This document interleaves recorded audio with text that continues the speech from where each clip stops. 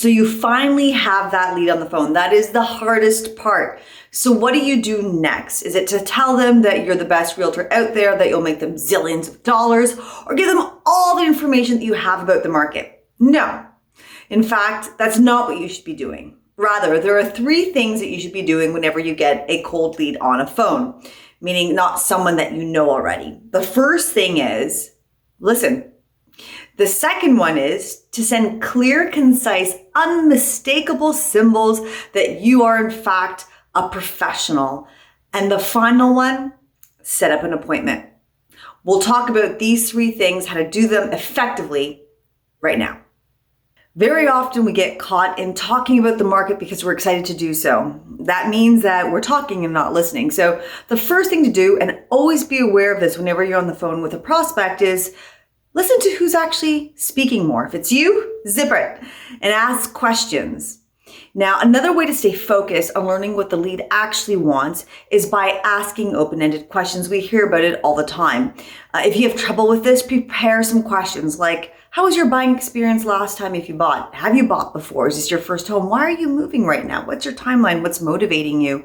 You know, if in fact they're selling and they've sold in the past, why are they using a realtor they used in the past? What could you do better to support them?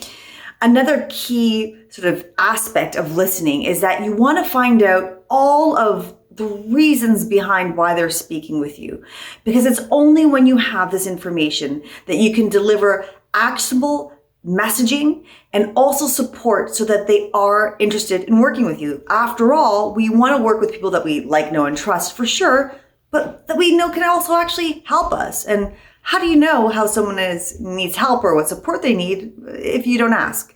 So make sure that you listen. The next one is actually a tough one, and it's showing that you are a professional. How do you do that without bragging?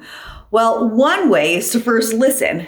And when you hear the story of that particular person, try to match that story with showing how you've helped a similar client in the past. So for example, if Sally is the lead and she's pregnant and she needs to buy a home immediately in the east part of Vancouver, for example, talk to her about how you helped another client who urgently needed to find a home for her young family. That shows your professionalism. Now, if you haven't helped someone who's similar to the lead on the phone, tell them about how many years of experience you have serving a particular market. It's very important to highlight what you've done so that people can trust you and trust that you are a professional in this industry. Okay, now this is the scary part of dealing with a sort of cold lead on the phone. Setting the appointment. Often when we get to this part, we get objections like, well, I'm not interested in working with a realtor. I only want to work with the listing agent. I'm not really interested right now. Just send me the market information. Send me your website and link. Well, any of those objections, I can tell you, means that you may not ever speak to them again if you just send them the link or say, no problem, talk later. Rather, those objections should be met with, well, let's meet and let's talk about what your concerns and what your goals happen to be.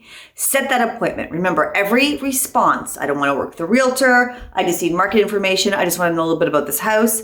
Make sure that you set up an appointment first. So you'll say, that's great, happy to go over those details with you. Let's set up a meeting first. And that way you can secure at least developing a relationship, learning more about that potential lead, and showing how you provide value.